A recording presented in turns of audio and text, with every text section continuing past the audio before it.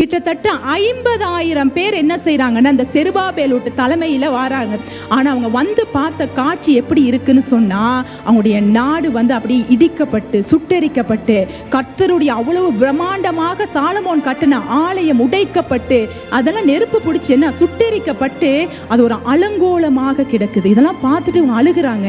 நாங்க செய்த தவறின் நிமித்தமாக, நாங்க செய்த மிஸ்டேக்னால, நாங்க கீழ்ப்படியாம போனதின் நிமித்தமாக எங்களுடைய நாடு இப்படி அழிஞ்சு கிடக்குதே, கர்த்தருடைய ஆலயம் உடைக்கப்பட்டு போனதே என்று சொல்லி அவங்க எல்லாரும் அழுக தொடங்குறாங்க. சிலர் நீங்க யோசிப்பீங்க, நான் செஞ்ச இந்த ஒரு மிஸ்டேக்னால, நான் செய்த இந்த ஒரு தவறுனால, நான் கீழ்ப்படியாம போனதுனால என்னுடைய வாழ்க்கை அலங்கோலம் ஆகி போயிருச்சே, என் வாழ்க்கை இடிக்கப்பட்டு போயிருச்சே, நான் என்ன செய்வேன் நீங்க யோசிச்சுக்கிட்டு இருக்கீங்களா?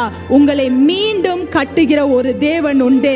எந்த இடத்துல இடிக்கப்பட்டு போனீங்களோ, எந்த இடத்துல அலங்கோலமாக இருந்தீங்களோ, அதே இடத்துல உங்களை மீண்டும் கட்டி எழுப்பி உங்களை அழகான ஒரு கோபுரமாக, அழகான ஒரு கட்டிடமாக உங்களை மாற்றுகிற தேவன் உங்களோடு கூட இருக்கிறான்னு சொல்லி நீங்க மறக்க வேண்டாம்.